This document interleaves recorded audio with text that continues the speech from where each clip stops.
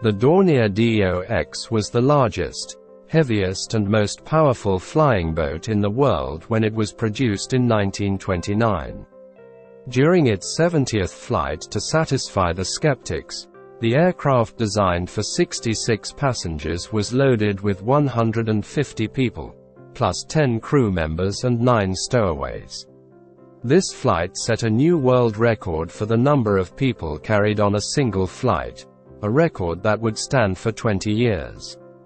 The flagship, flying ship, as it was called, was launched for its first test flight on the 12th of July 1929, with a crew of 14.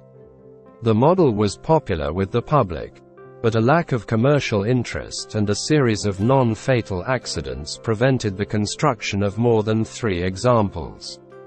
The Do X was an all-duralumin monoplane with wings covered in heavy linen fabric. It was initially powered by 12 524 horsepower Bristol Jupiter radial engines mounted in a push-pull tandem configuration, with 6 pushing and 6 pulling propellers.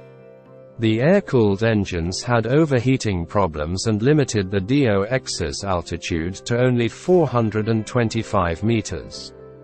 In 1930, after 103 flights, they were replaced with water-cooled, 610 horsepower V12 Curtiss V-1570 Conqueror engines. The aircraft recalled the nautical arrangements of the time, including the flight deck, which bore a strong resemblance to the deck of a ship.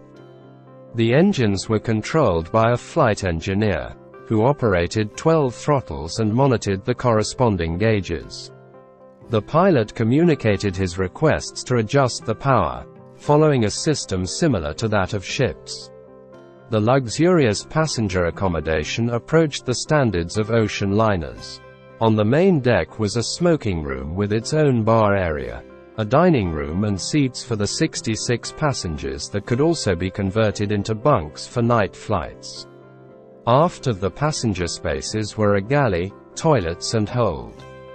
On the upper deck were the cockpit, navigation office, engine control and radio rooms.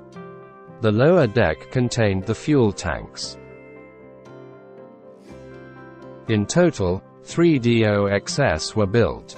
The original operated by Dornier, the other 2 were ordered from Italy. The Italian variants were slightly larger and were powered by water-cooled Fiat A22RV12 engines. In an attempt to enter the US market, a transatlantic promotional flight was made from Friedrichshafen, Germany, on 3 November 1930, led by Friedrich Christiansen. During the journey through Europe and Africa, the aircraft faced various problems, including accidents and delays, and reached New York on 27 August 1931, after almost 10 months. Here, the plane and crew stayed for 9 months to overhaul the engines, but the Great Depression caused the marketing plans to fail. He returned to Germany in May 1932, welcomed by a large crowd in Berlin. Afterwards, the original Do X was transferred to Lufthansa, which planned a passenger route to Vienna, Budapest and Istanbul in 1933. The flight was interrupted after 9 days due to the tail section tearing off during a failed landing. Although the accident was kept secret, it marked the end of the original Do X.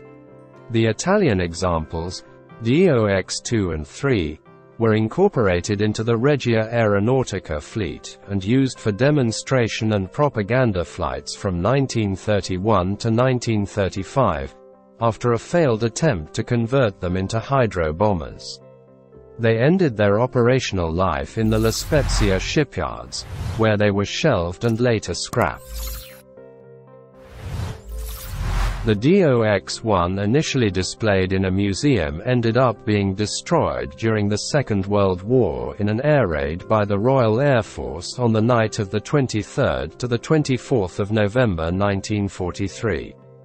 The Dornier Do X, also called the flying ship, although never a commercial success, was the largest and heaviest aeroplane of its time, and demonstrated the potential of an international passenger air service.